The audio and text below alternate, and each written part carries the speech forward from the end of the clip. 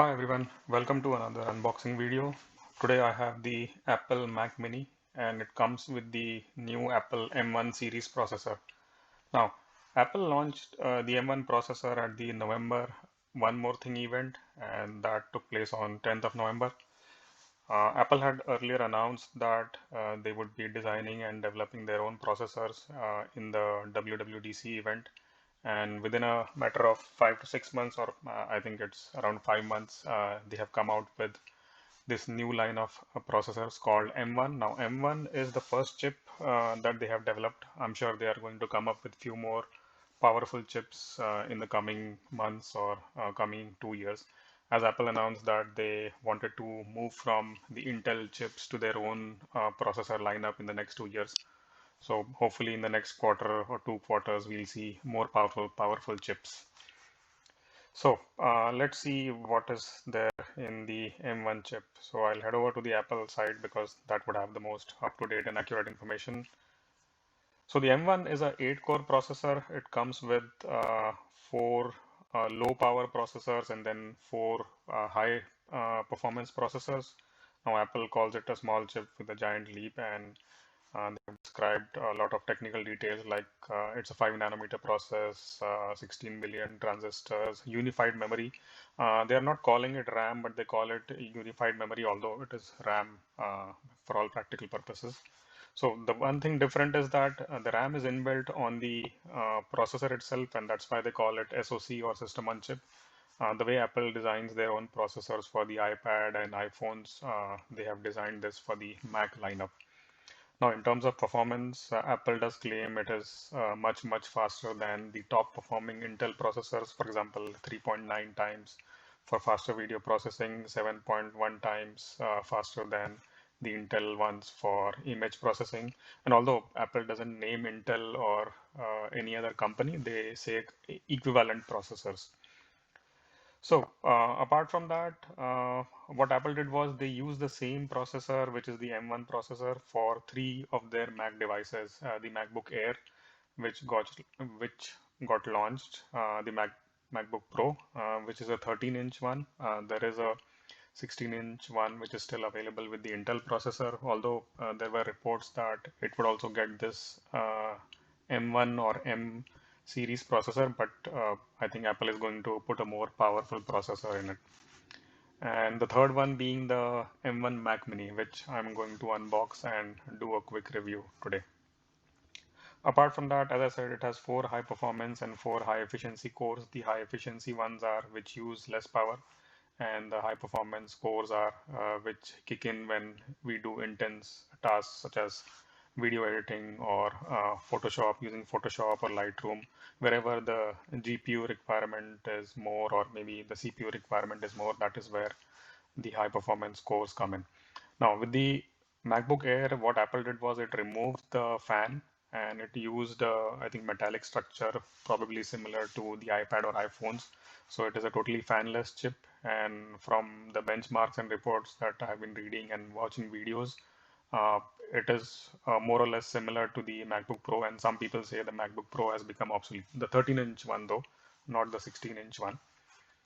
So in terms of pricing, I think it is around $200 less than the MacBook Pro. So for most reasons and for daily use, I think the MacBook Air is definitely a compelling choice.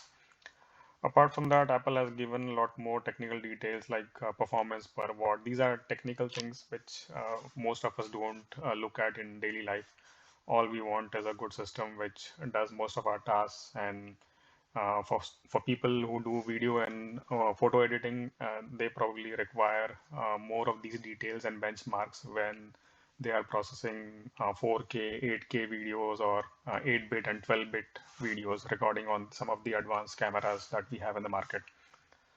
So let's get to the configuration that I purchased. I didn't go in for the high-end one. I just bought the basic model, which is with 8 GB RAM and 256 GB hard drive. So let me go to the Mac Mini.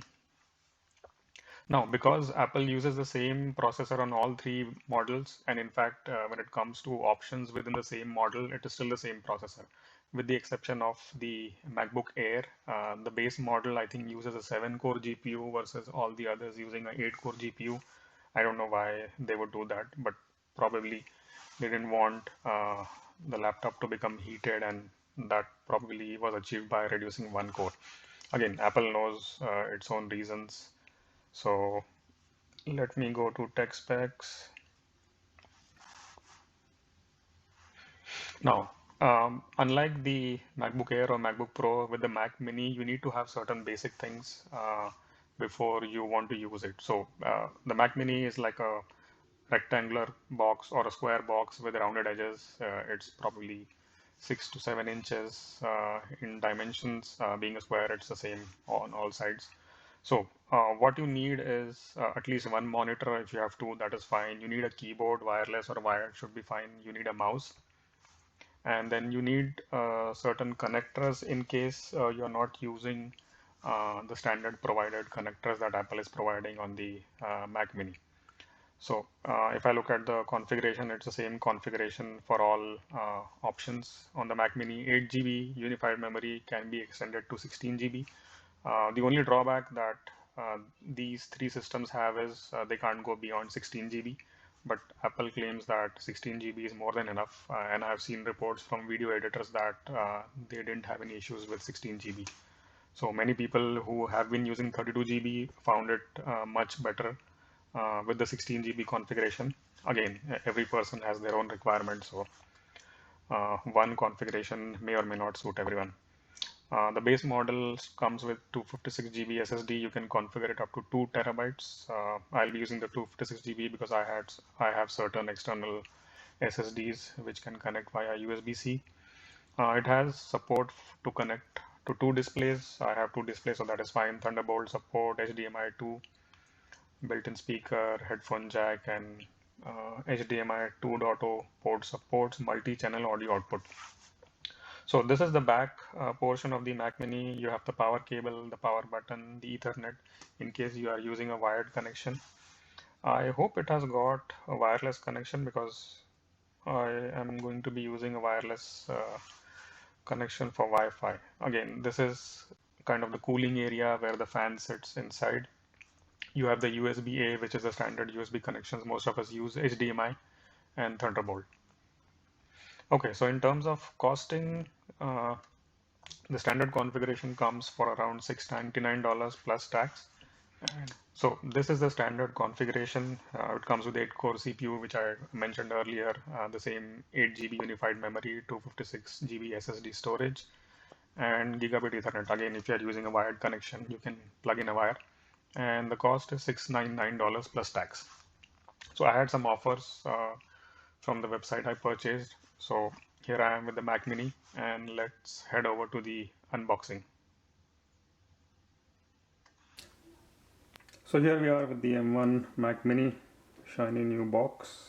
It's a square box that we have. Let me turn it on the side and see if anything else is written. Okay, so it only says Mac Mini. It doesn't say M1, at least on the top. So let's turn it backwards and see. Okay, so what does it say on the back? It says 8 GB memory, 256 GB SSD. It just says Mac Mini, 2 Thunderbolt, 4 USB 4, HDMI 2, 2 USB-A ports, and all the standard things pre-installed with Mac OS. Size and weight. It's about 1.2 kg in weight. Display, keyboard, and mouse sold separately. As I said, this is only the processing unit with memory and the hard drive, and of course the Bluetooth and all the other connectors. So apart from that, it says designed in California by Apple, and the odd thing is it says made in Malaysia. So I didn't know Apple was making Mac Minis in Malaysia. I thought everything was getting assembled in China only, but maybe they changed their production line. Okay, so apart from that, on the right hand side there are some tiny little details. It just says 8-core CPU, 8-core GPU, 8 GB, 256 GB, which is the SSD, and other basic stuff. So it says Apple and the address. Okay, so let's take it out of the box. For a change, this time the box is coming out quite easily for me. Normally I have some difficulty in opening these boxes. So I have a lift tab in here, and it is quite heavy. I won't say it is light by any means, but it's not too heavy like a desktop, so it's like a mini desktop. On the back, what does it say? And this is the lower unit. Okay, it's the other way around. It just says Apple, its address, use requires acceptance of software. I think just some basic terms and conditions. Okay, so let me keep this aside. And this is a standard package that Apple provides. It might have some Apple stickers, yeah. So the one that I got was silver, and okay, so this is a silver sticker. For some reason they are only giving one, which is fine. Anyway, it has the Apple logo on the top, so I don't need to stick it, at least on the box. Okay, I'll just leave it as it is. Nothing else in there, and this is the only other thing you would get with the Mac Mini, which is the power cable. So it's the standard 2-pin connector, and then these two slots go on the back of the Mac Mini. Let me pull the cable out because I have to power it up. Now there's no battery in the Mac Mini, so unless I power it up, it won't start up. Okay, so that is some effort to take it out. Good thing is Apple doesn't use plastic in internal packaging, so that is one good thing. Let me keep it in the side. Okay, so this part is done. I can place it here. This is the cable and the Mac Mini. Let me turn it so that the Apple logo faces in the correct way. So I will close. Okay, no, I have to remove the sticker on the top. So this is, I think these are the new internal packaging that Apple is using these days. Some kind of a, not a transparent plastic, but kind of a opaque or semi-opaque plastic, or some new type of material which is easy to pull off.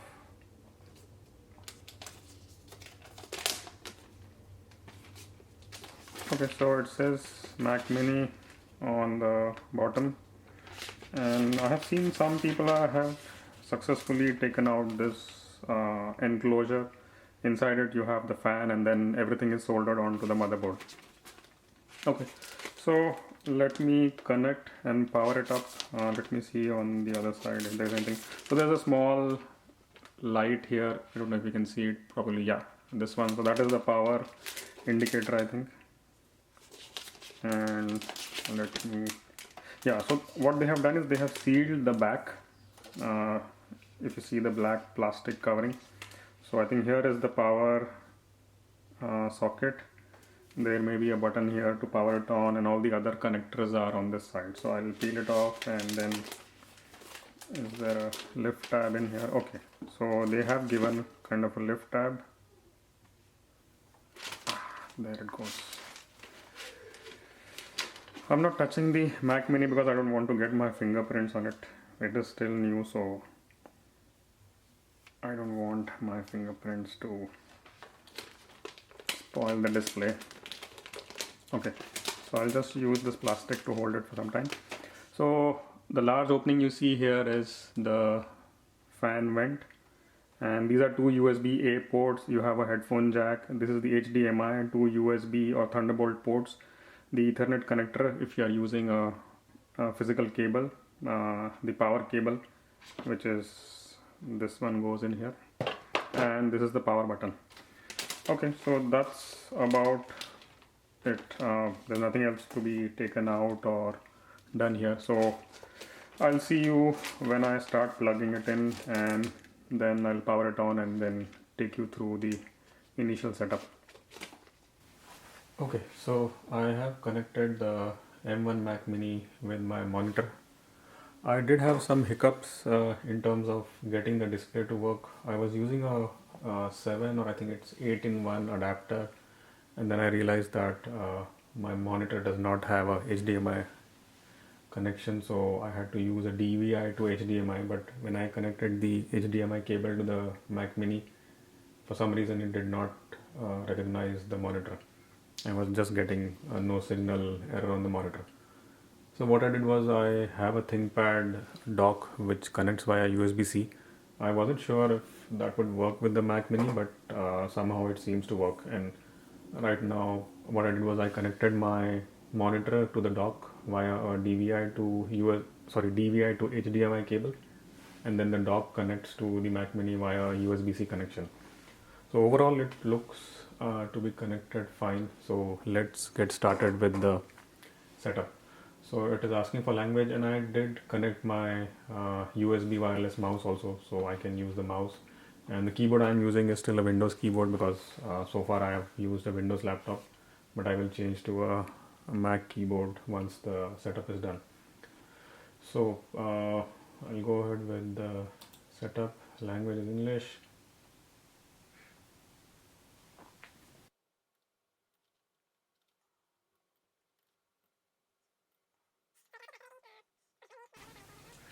Okay, so I did see a Bluetooth connectivity issue, which I have been reading a lot on many of the forums that people have experienced that while using a Bluetooth mouse, it suddenly gets disconnected. I think there was some fix also, but I'll try to look it up once the setup is done. So data and privacy, okay, and Wi-Fi is already done, so we can move forward.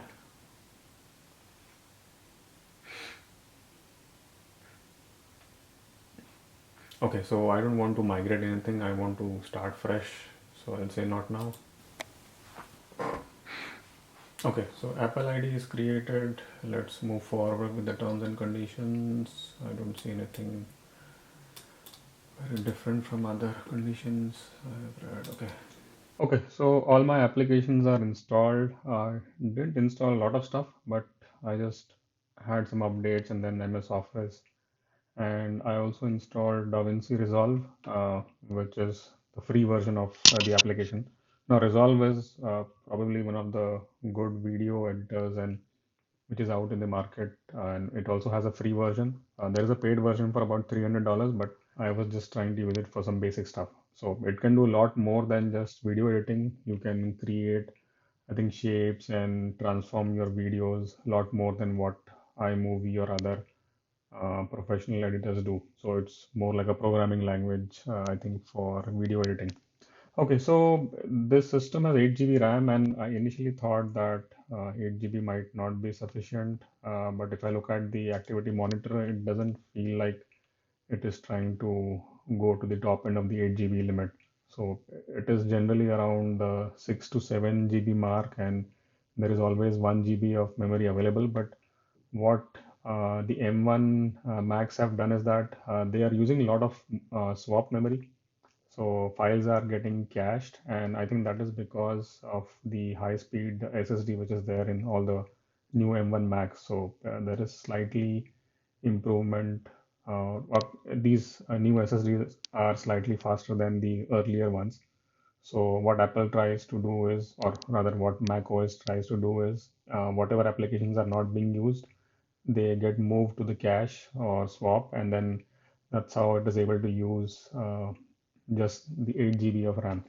So for instance, if I show here, if I go by memory, then you see iMovie is using around 1 GB, and you have Chrome also using, there are a couple of open tabs in Chrome, so 1, 2, 3. So these all amount to probably 1.5 GB of RAM. So all combined together, the total, if you sum, should definitely go beyond 8 GB, but somehow it tries to stay within the 8 GB limit by caching out memory. So if you see here, it has cached 2 GB, it is using swap for around 2 GB, so that's 4 GB, which is not getting used from the 8 GB limit, and all these are on the disk. and it also tries to compress the application. So around 2 GB is getting compressed. So I open Resolve, which is here. So I just have a sample project. Let's go back to Activity Monitor and see how much memory is Resolve using. Okay, so just before opening Resolve, we saw that we had about 5.8 or 6 GB of memory getting used. Resolve itself is using around 1.68. So that means it should have gone beyond the 7.8 GB mark. But if you look here, uh, it has increased the swap getting used to around 2.5 GB. Cache files are around 1.6 GB, and I still have around 1.7 GB of free physical RAM, or as Apple calls it, unified memory. So this is just an example to show that Apple is using the disk or the high-speed SSD for swapping out applications which are not getting used at that instance. So if I open Chrome and let's see what it does to Activity Monitor. So it is still 6.3, and this is iMovie. So I guess I was just trying to download some stuff. Okay, so I'm moving across applications. The apps are using their own memory, but still the overall memory pressure is not that much. And one thing is that Resolve does occupy a lot of CPU time. So if you see here, I'm not doing anything in Resolve, but it is still using 33% of the CPU. I'm not sure if that is how it was intended, but if you see here architecture, it is Intel architecture. So probably Rosetta is continuously running in the background, and that could be the reason why it uses a lot more CPU than if you see here all the other Apple versions. So Google Chrome is using 51.8% of CPU, so which is a lot. If I click here, I could see the different cores, but again, it doesn't tell me. No, I can't click here and do anything. Okay, so this is just showing how many cores are there. So it is 8 cores, and if I look here at the GPU, then GPU is not getting utilized that much. So probably that is okay. Again, if I go to memory, it is still 6.3. So far I haven't seen it go beyond the 7 GB unified memory mark, which in a way is good. I can still work with heavy applications like Resolve and iMovie at the same time while having just 8 GB of RAM. If I compare it to my Windows laptop has got 20 GB RAM, and Resolve still struggles to start up. So if I see the number of instances, it crashes. So every time I start Resolve, the first couple of tries are just crashing out.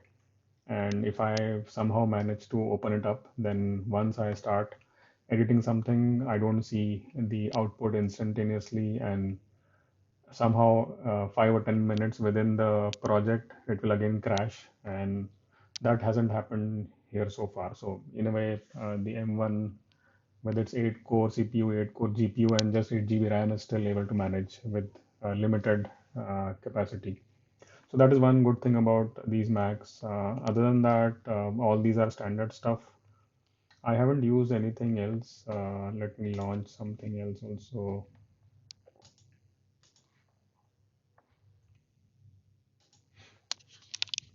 So apart from that, I didn't install anything else like any other major software. I downloaded Final Cut Pro X, but again, I'll see if that is really required because I'm not doing that kind of intense editing. iMovie should be good enough. So let me go to the Launchpad. What else do we have? We have some standard applications. Most of these are Apple provided, and I installed OneNote and all the other Office stuff.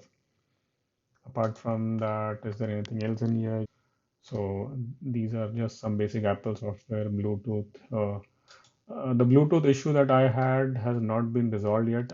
Although the number of times it disconnects is somewhat less today, but yesterday I had a lot of disconnections. So I don't know if there is a permanent fix, or maybe I downloaded some update and that could have helped fix it. Okay, so apart from that, there is nothing else. I mean, I'm new to the Mac OS system, so it will take me some time to understand how the shortcuts and everything else works. So if I see here, I could get the GPU history. I don't know, it is just saying Apple M1 built. If I go to window, it doesn't say, it only says CPU usage, but I'm not seeing at what times the CPU usage spiked. So yeah, there's nothing else in here. I can just launch the activity monitor and that's about it. So that's all from this unboxing. I hope you like this video. I'm going to be doing a quick 2-3 week review in the coming days. So as to let you know how I'm getting used to the new M1 Mac and if there are any issues or hiccups. I haven't used the earlier Mac, so I don't know how much better these might be. But if you look at the benchmarks out there, it definitely is better. And on my Windows system, I can never imagine running so many applications with just 8 GB of RAM. And although the 8-core processor might help, but again, the cost of those systems will be higher. And then if I go in for an 8-core Mac, that is definitely going to be expensive. The one thing that I haven't been able to do is attach another monitor. I have another Dell monitor. I also have a DVI cable, but uh, somehow it is not plugging up with the ThinkPad dock that I have, and I don't have any DVI connection on the Mac Mini at the in the port. So I only have one HDMI, but I don't have a DVI to HDMI. So I'll have to research on that how to make it work. But as of now, one monitor is still okay. In the long run, I'll definitely try to figure out how to connect the other monitor because the Mac Mini can definitely take up to two monitors using the connectors on the back. And I have seen some videos where people have connected 6 monitors, and that includes the MacBook Pro as well. Although MacBook Pro supports only one monitor, but people have connected or at least attempted to connect more than one monitor to the MacBook Pros, and Mac Mini by default allows two. So that's it. Thank you very much for watching, and I hope you like this video. Please subscribe to my channel, like my video, and do share it in your network. Thank you.